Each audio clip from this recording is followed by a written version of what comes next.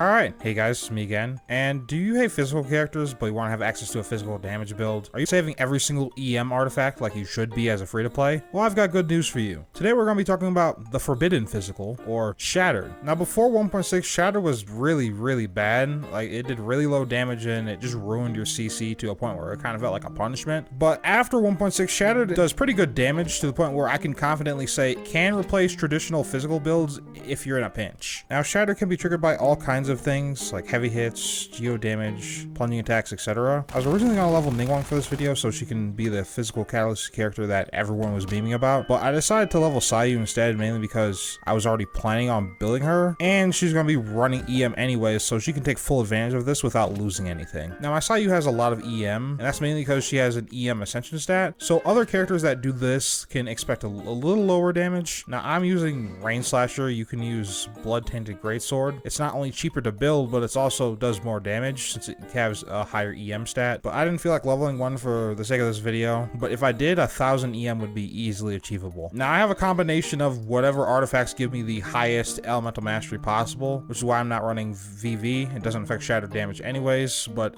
it's not like I have a set for Sayu anyways, so it's probably gonna stay like this for a while. Now, since Shattered is a transformative reaction, it gets most of its damage from levels and EM, which is why I'm level 90 out of 90. And since transformative reactions aren't affected by like talent levels or crits, we can completely skip the talent grind for the most part, and that saves us millions of Mora and resources, which is really good and makes the build like really cheap. So we're still gonna do pretty beefy physical damage even though my normal tech is only level 2. Now you can run Sucrose or Albedo to give you extra EM for more damage, and to enable me to do freeze, I'm going to be using Xingqiu and Chongyun. I tried this with Barbara, but Barbara doesn't have the Hydro application I need for this, since we're going to be triggering Shattered pretty fast because Sayu's a Claymore character. Yeah, so we're going to be needing Xingqiu if we're going to be using a Claymore character to trigger Shatter. And now let me just show this off against our training dummy here.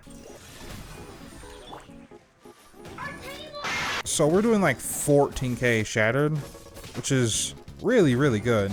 But that's just with Chongyun and Xingqiu alone. We can actually get even more damage there if we were to do a swirl reaction with Sucrose. So let's try that again.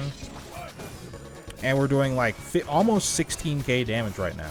I guess the only downside to something like this is if you can't freeze the enemy, then this build doesn't work anymore, so you can't really use this against bosses. And the only boss you can actually like freeze is Oceanid's minions, and that's literally it. Now, I do want to clear up a common misconception in my community posts. Now, shadow damage is not at all affected by the physical damage bonus that you'll see in like your stats on like your goblet or whatever. It's not at all affected by that. So to show that off, let me go find an agent, and he'll be our control test.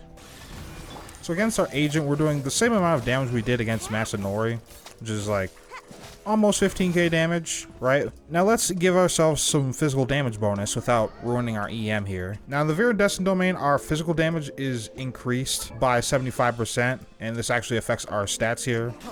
And then you can see we're doing the exact same amount of damage we were against that other agent. So yeah, it's not at all affected by damage bonus. Now normally that would sort of be the end of this, as like Sucrose can buff the reaction damage, and that's a nice thing and all. But there's actually something I discovered recently, and that is that Shattered damage can be affected by Superconduct. So if we replace Sucrose with an Electro character here, we can actually freeze the enemy, trigger Superconduct, and then get even more damage than we were doing previously. So I'm gonna show that off in the Abyss of floor 12 right now.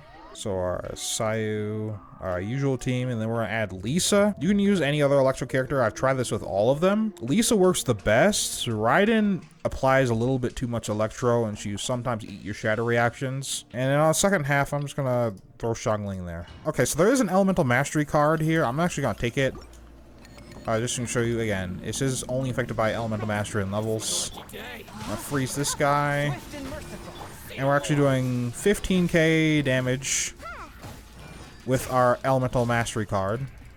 Alright, that's pretty good. Now, to proc Superconduct to get even more damage, we're gonna freeze the enemy. And once the enemy is frozen, we're gonna apply Electro to them. And now, we're gonna be doing almost 18k damage. And remember, Superconduct lasts a long time, and it applies in an AoE because this is a transformative reaction. so it will strictly do AoE damage. Now, since that we know that resistances also apply to transformative reactions, we can also use Zhongli instead of Lisa, for example, and that will do a similar amount of damage. And then on the second half, I'm just gonna put that there. Though on the Shadow team, it might just be better to have Zhongli be the trigger with EM. I'll put this pillar over here so it doesn't affect us. And you see we're doing 16k damage, not nearly as much as Superconduct, where it does almost 18k. But this is an option if you so desire. Now, I'm 99% certain that that's a bug. I don't think that's intended to work that way, because previously it didn't.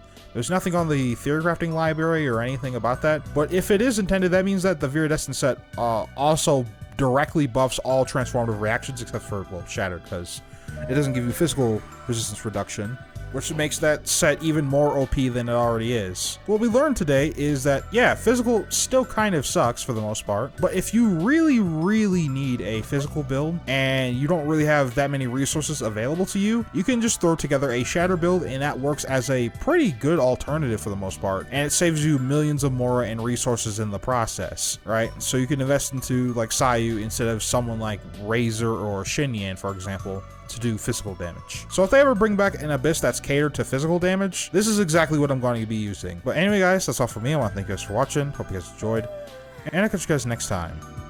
Peace.